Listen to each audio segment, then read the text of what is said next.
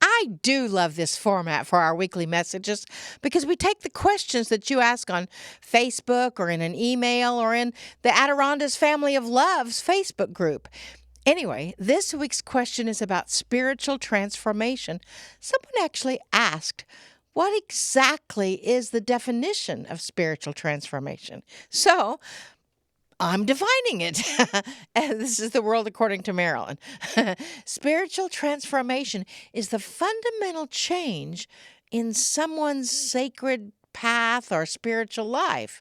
It's the awakening to what is possible when there is nothing physical to prove that, a faith that there is something really bigger out there and in there for you to talk with, pray to, ask for help. That's the spiritual part.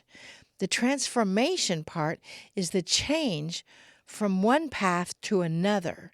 It's obvious when ministers or priests, nuns, even monks have a spiritual experience or a transformational experience. It's a kind of calling, you know?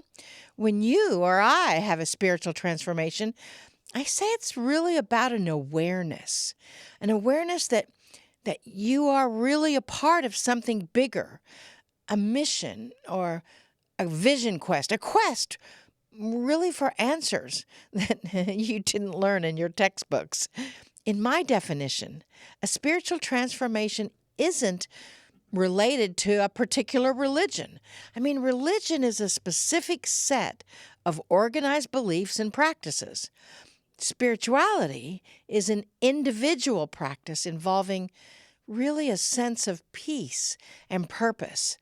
It also relates to developing beliefs around the meaning of life or the connection with others.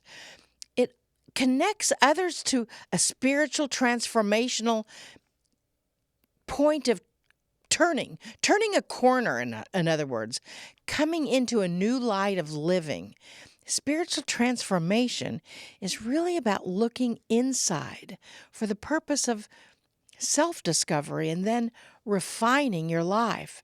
Some people might think that they're experiencing something that they don't really understand.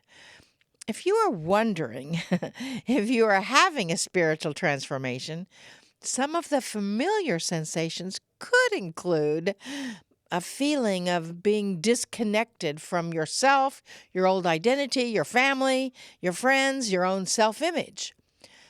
Or there may be sudden shifts in your emotional state that is not due to menopause or perimenopause or anything like that, those bodily functions.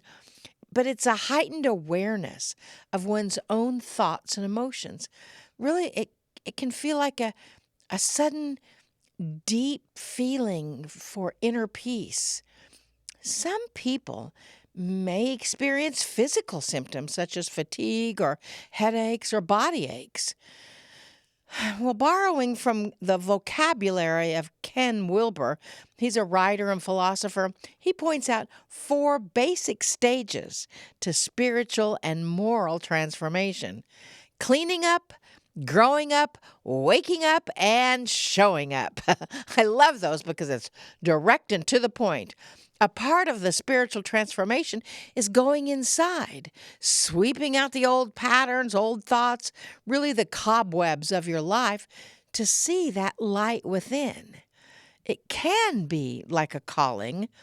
Many people who experience a spiritual transformation suddenly have a deep desire to make a difference in the world, to teach, speak, heal, or help others really on a global scale.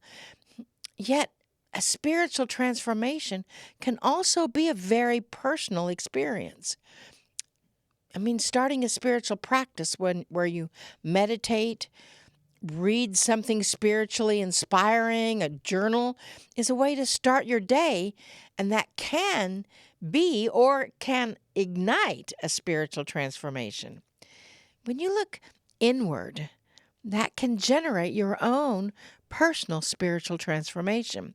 The realization that you are enough, that you are a part of everything on the planet, the acknowledgement that you have a unique mission of service, large or small, no judgment at all as to what that mission might be. In short, a spiritual transformation is you shifting from one way of life to another, stepping onto a spiritual path where you are of service, living in joy, having compassion for yourself and others, and choosing to live in the benevolence way of life that you are intended to live. That is my definition of spiritual transformation. What's yours?